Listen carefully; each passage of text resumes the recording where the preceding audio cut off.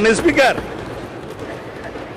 ব্যাংকের বিষয়ে কথা বলছে, বলে যে না আমাদের কোনো ব্যাংক ট্যাঙ্ক নাই, কিন্তু আবার যখন কথা বলছে তার মধ্যে আবার কৃতিত্ব অন করছে যে কিছু সংখ্যক লোক করেছে, সেটা কৃতিত্ব নিয়েছে এসে।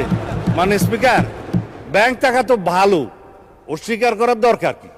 তবে শুধুমাত্র দুষ্ট লোকেরা বলে যে কত পার্সেন্ট শেয়ার কার আছে এটা একটু খোলাসা করা দরকার।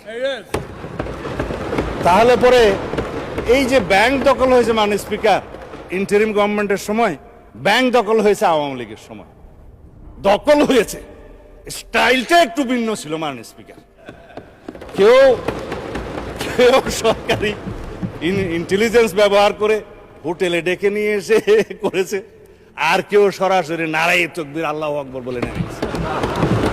স্টাইলটাই ছিল ভিন্ন, দখল হয়েছে মাননীয় স্পিকার। এখন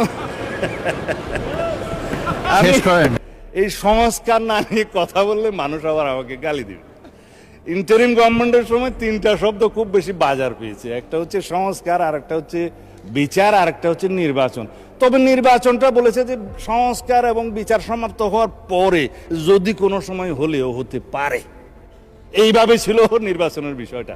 তো সংস্কারের জন্য শ্বেত শুভ্র কেশের আমার কিছু বড় ভাই বুদ্ধিজীবী বিদেশ থেকে অবতরণ হয়েছিল, নাম যেহেতু এখানে উপস্থিত নেই নিতে পারবো না মাননীয় স্পিকার।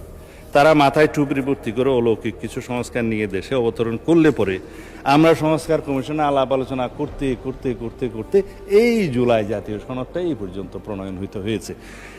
এখানে একটা বিষয় উঠে এসছে, মনে হয় মাননীয় সদস্য তাহের সাহেবের বক্তৃতার মধ্যে, যে নোট অফ ডিসেন্ট দেওয়ার কথা তো ছিল না সম্মতভাবে। এখানে জুনায়েদ সাহেব বক্তৃতা দিয়েছিলেন, যখন 70 অনুচ্ছেদের বিষয়টা প্রথম ডিসাইডেড হয় ঐকমত্য কমিশনের, জাতীয় ঐকমত্য কমিশনের প্রথম দিকের সবাই, তখন সবাই নোট অফ ডিসেন্ট সহ এইভাবে ঐকমত্য হলেন যে দুইটা বিষয়ে সবাই একমত। তবে বিএনপি সহ কয়টা দল আরও মনে করে সংবিধান সংশোধনী এবং জাতীয় নিরাপত্তার বিষয়টি এই 70 অনুচ্ছেদের ভিতরে থাকতে হবে।